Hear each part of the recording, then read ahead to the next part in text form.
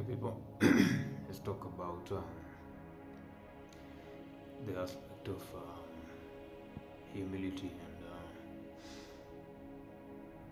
another aspect of being beaten down. Humility in the real sense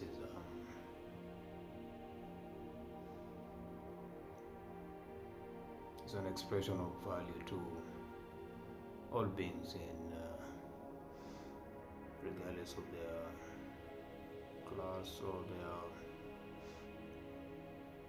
current state in life. Um, Mostly in that state also, while you value all these beings, you also maintain your own self-value. And being beaten down also, it's an aspect where you feel that like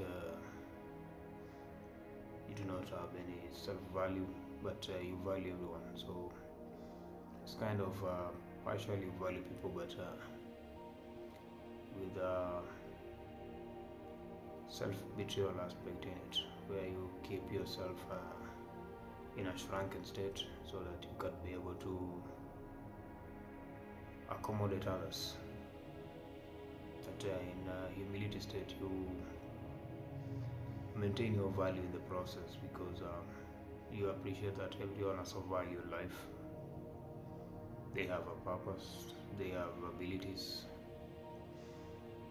and you also appreciate your own capabilities and how you can actually affect these people in one way or another. Most of the time, anytime we express our feelings, we always told, or ourselves, we always told, oh, you have ego, you're not humble enough. That aspect of enough, is it really ever enough? Because no matter how down to earth you bring yourself to meet these people, they are at their point of reflection. It's never enough. The ground floor is still not ground floor. Even if you go all the way to the basement, it's still never enough. They want the basement to have its own floors going all the way down.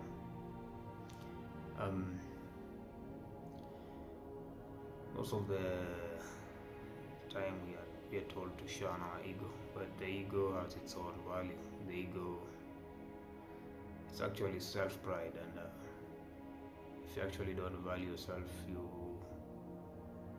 kind of look beaten down. And self-value is what actually strengthens your principles, because once you lose your principles, there is no difference between you and reprobate. Those reprobates are unprincipled people. But humility is that restraint that you have power, but you do not wield it in the aspect of making people to fear or respect you. You only appreciate that you have that power and you have the responsibility on how you are able to affect people in a positive way. Because the opposite of that is when you give power to people who have been beaten down, they will actually try to become what they actually hated. That aspect of being beaten down, then they start bullying others with that power. Because when you're beaten down, you feel like your value was taken away. But in the regular sense, it was always there. It's just that you want people to value in a certain way. You never find value within yourself. You only thought your value came as to how people perceive you, because that's why we seek opinions about future objectives from people, and then when it goes sideways, the people are never there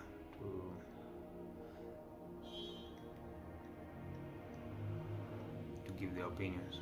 But when it goes successfully, there'll be all kinds of "I told you so." So the best choices we make in life are the ones that we feel instinctively. Just like the way an animal can feel an instinct and act on it, sometimes we say there's no free will there, but if that animal does not act on that instinct, it might become a possible victim of a particular event. If there's a possible earthquake incoming, and the animal can feel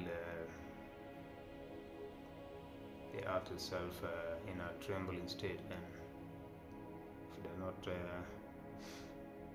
act on those instincts, it may be buried inside some building, and it may or may not live to tell a tale about it. On the other side, if you look at humility, like a state where you have a sword, but people get you riled up, but that restraint that you find not to use that sword on people, because you value yourself as the value you see in yourself. You also see those people, even though they may not see it as of that situation or that moment. Same way, a rich person can enter a luxurious hotel and they feel they are not treated in a certain way, so they start yelling at these waiters and hotel managers, because that's usually the most occurring circumstance that we see in life.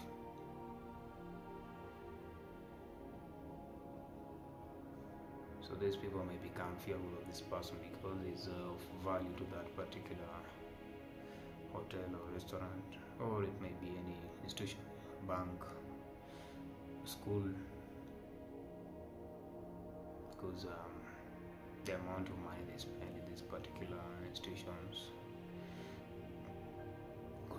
constitutes quite a big budget and a big profit in the real sense. So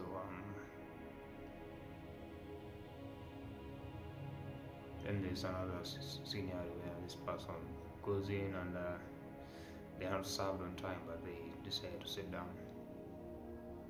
and wait for one person to come and serve them. Even though the person talks harshly to them, they still find restraint, noting that the power they have, they can get these people fired. They decide to hold back because sometimes they have gone through certain states of life to understand that people also go through different kinds of situations and help, and they understand why maybe someone may behave in a particular way, so they may try to talk to them in a nice way, not because they want to be disrespected, but